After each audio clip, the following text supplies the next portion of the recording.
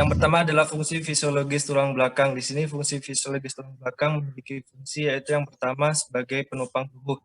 Seperti contohnya servikal yaitu menopang bagian tengkorak, torakal memberi kekuatan dan stabilitas pada tubuh, lalu lumbal yang menopang sebagian besar berat badan. Di sini fungsi fisiologi tulang belakang juga berfungsi sebagai membuat tubuh lentur dan fleksibel dalam bergerak, melindungi saraf, yaitu tulang belakang memberikan perlindungan pada saraf halus dan sumsum tulang belakang. Lalu yang keempat adalah tulang belakang memiliki fungsi menghasilkan sel darah merah.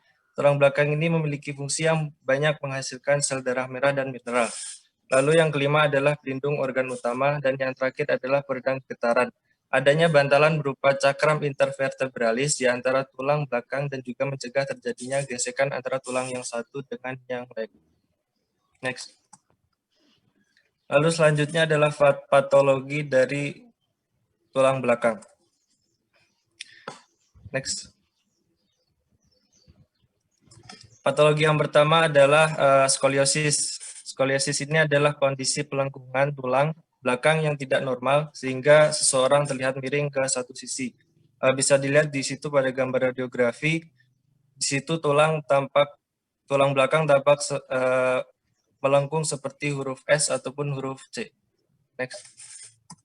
Lalu penyebab dari skoliosis ini adalah sebagian besar kasus skoliosis ini tidak ditemukan pasti penyebabnya, namun hal yang dapat memicu diantaranya adalah cedera tulang belakang, infeksi tulang belakang, skoliosis degeneratif karena faktor usia, lalu skoliosis kongenital bawaan lahir, skoliosis neuromuskular atau gangguan saraf otot, dan juga bisa dengan salah posisi duduk. Lalu cara penanganannya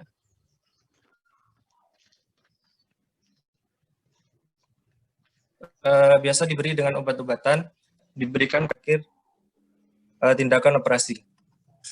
Next. Lalu selanjutnya adalah lordosis. Lordosis ini adalah kondisi tulang punggung bagian bawah atau lumbal itu melengkung ke dalam secara berlebihan.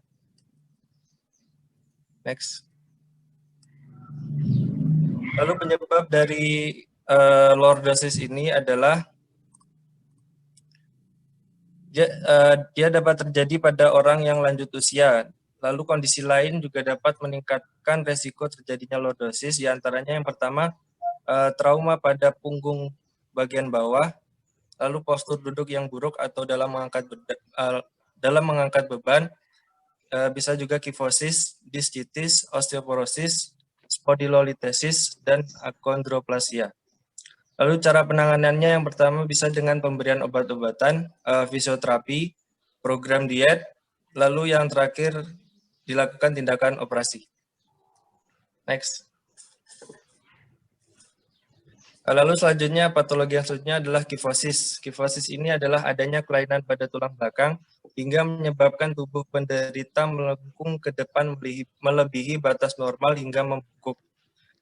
Di sini kifosis dibedakan menjadi 3 jenis, yaitu postural kifosis yang biasanya disebabkan oleh postur tubuh yang salah, lalu Scheuermann's kifosis yaitu ketika tulang belakang mengalami kelainan pada perkembangannya, lalu yang terakhir adalah congenital kifosis, yaitu belum diketahui penyebab pastinya namun diduga terkait dengan kelainan gen. Next. Lalu di sini adalah cara penanganannya dari kifosis. Kebanyakan kasus kifosis tidak memerlukan pengobatan dikarenakan disebabkan postur tubuh yang salah. Penderita biasanya hanya perlu memperbaiki posisi tubuh dengan fisioterapi.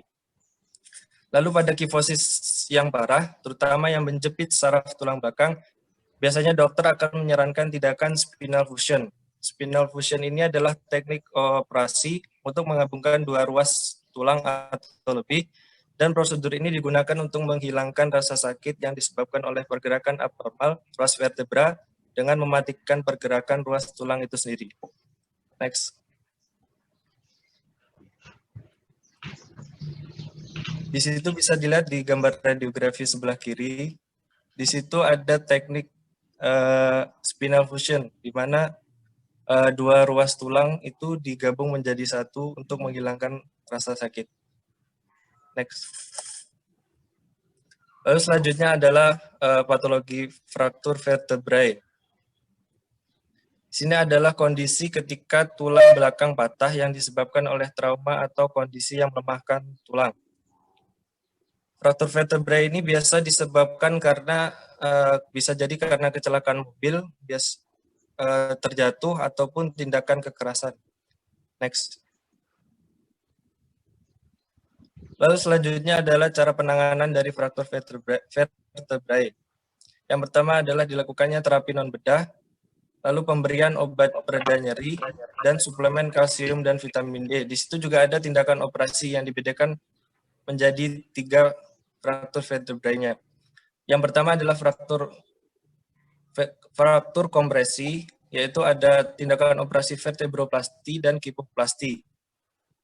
Vertebroplasti ini dia tindakan operasi untuk menstabilkan patah tulang dan untuk menghentikan rasa sakit yang disebabkan oleh patah tulang. Lalu kipoplasti ini adalah tindakan operasi yang bertujuan untuk mengurangi kiposis yang dihasilkan oleh rusaknya vertebral. Lalu tindakan operasi yang kedua adalah dikarenakan fraktur pecah. Biasanya di sini di tindakan operasi pengangkatan sebagian atau seluruh vertebra, mengganti tulang yang hilang dengan skrup batan. Lalu yang terakhir adalah fraktur dislokasi. Biasanya tindakan operasinya penataan kembali tulang vertebrae. Next. Nah, di situ bisa dilihat itu ada tindakan operasi kipoplasti.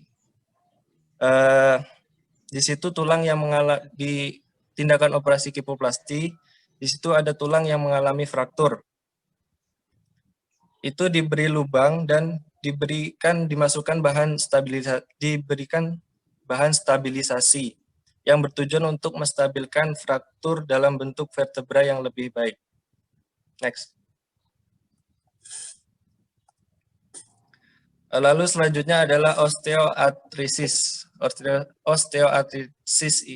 Osteoartritis ini adalah peradangan kronis pada sendi akibat kerusakan pada tulang rawan.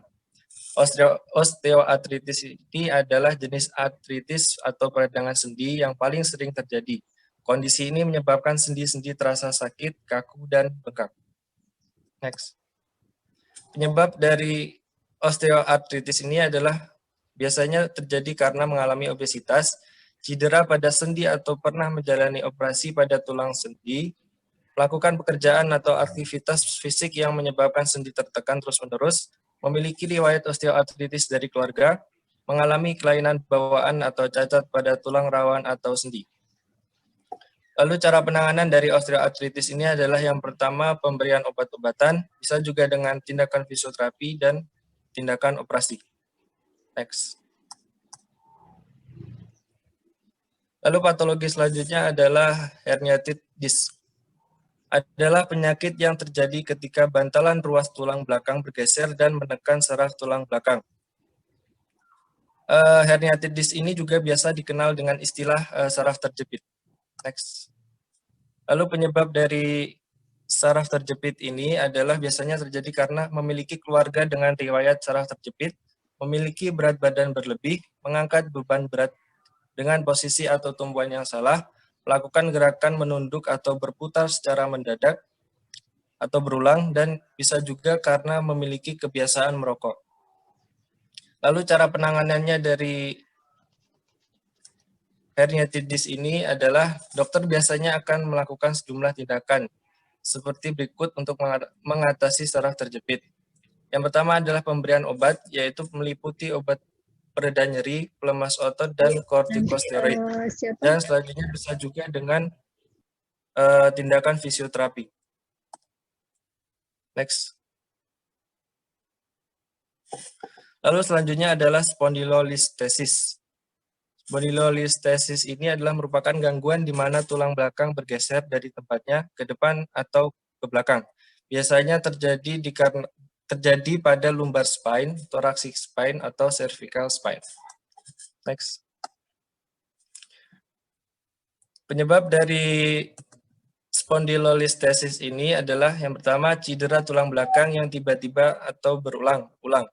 Lalu bisa jadi karena tumor pada tulang belakang, retak pada tulang belakang atau spondylolisis, Melakukan olahraga yang memberi tekanan atau regangan berlebih pada tulang belakang, memiliki keluarga yang juga menderita spondylolistesis. Lalu cara penanganannya di sini dibagi menjadi dua, yaitu ada spondylolistesis ringan dan spondylolistesis berat.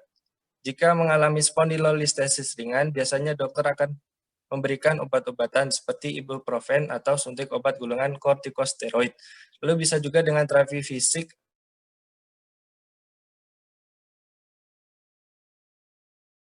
atau fisioterapi. Untuk meragukan spondylolistesis yang dialami berat, maka dokter biasanya akan melakukan tindakan operasi tulang belakang yang bertujuan untuk mengembalikan tulang belakang ke posisi normal. Next. Nah, di situ bisa dilihat bahwa ada gambar radiografi, di situ ada patologis yaitu spondylolistesis. Di situ ada ruas tulang belakang yang keluar dari jalurnya. Di situ bisa seperti ruas tulang belakangnya seperti kepleset gitu ya. Jadi bisa jadi ke belakang ataupun ke depan. Next. Oke, terima kasih. Sekian dari saya. Apabila ada yang mau ditanyakan, dipersilahkan. Oke, makasih Zikri.